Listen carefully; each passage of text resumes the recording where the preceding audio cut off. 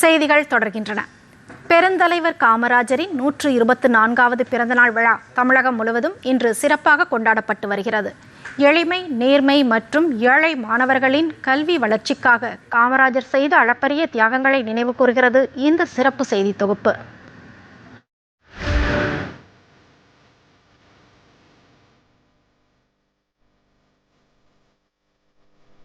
கல்வி வள்ளல் பெருந்தலைவர் என்று அழைக்கப்படும் காமராஜரின் பிறந்த நாள் விழா ஆண்டுதோறும் கல்வி வளர்ச்சி நாளாக கொண்டாடப்பட்டு வருகிறது.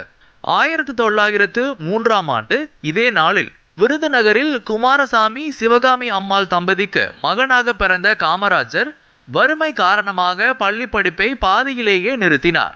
தமிழகத்தின் ஒவ்வொரு குழந்தையும் கல்வி கற்க வேண்டுமென்ற அவரது லட்சியமே பின்னாளில் காமராஜரை தமிழகத்தின் கல்வி தந்தையாக மாற்றியது.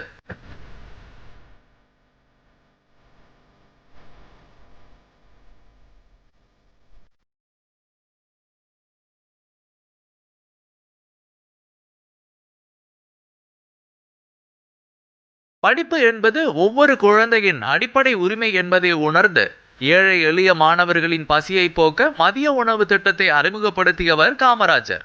பெருந்தலைவர் காமராஜர் கொண்டு வந்த இலவச கல்வி மற்றும் சீருடை திட்டங்களால் தமிழகம் இன்று கல்வியில் சிறந்து விளங்குகிறது. பதவி ஆசை இல்லாதவர், எளிமையின் சிகரம். 9 ஆண்டுகள் தமிழகத்தின் முதலமைச்சர் பதவியை அலங்கரித்த காமராஜர் மாநிலத்தின் வளர்ச்சிக்காக பல்வேறு திட்டங்களை நிறைவேற்றினார். தமிழ்நாட்டில் எண்ணற்ற தொழிற்சாலைகள், அணைகள் பல கட்டிய பெருந்தலைவர் காமராஜர் தமிழக வரலாற்றில் என்றென்றும் நிலைத்து நிற்கிறார். எளிமையான கதர் ஆடையை அணிந்து தூய்மையான மற்றும் ஊழலற்ற நிர்வாகத்தை வழங்கியவர் பெருந்தலைவர் காமராஜர் என்பது குறிப்பிடத்தக்கது.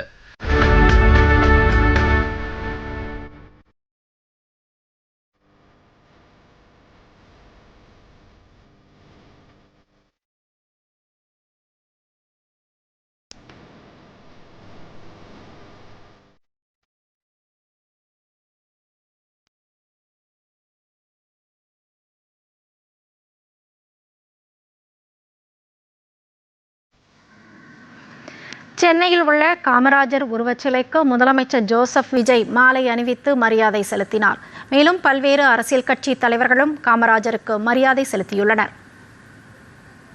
காமராஜரின் பிறந்த நாளையொட்டி முதலமைச்சர் ஜோசப் விஜய் சென்னை அண்ணா சாலை பல்லவன் இல்லம் எதிரில் அமைந்துள்ள காமராஜர் உருவச்சிலைக்கு மாலை அணிவித்து மலர் தூவி மரியாதை செலுத்தினார். அவரைத் தொடர்ந்து சபாநாயகர் ஜேசிடி பிரபாகர், மாநிலங்களவை எம்பி பிரவீன் சக்கரவர்த்தி, அமைச்சர்கள் மற்றும் அரசு உயர் அலுவலர்கள் மலர்தூவி மரியாதை செலுத்தினர்.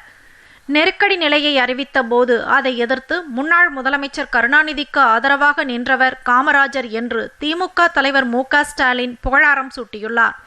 மாற்று இயக்கத்தில் இருந்தாலும் தந்தை பெரியாரால் பச்சை தமிழர் என பாராட்டப்பட்டு அவரது எண்ணங்களை செயல்படுத்தியவர் காமராஜர் என்றும் பேரறிஞர் அண்ணாவால் பெரிதும் மதிக்கப்பட்டவர் என்றும் அவர் புகழாரம் சூட்டியுள்ளார்.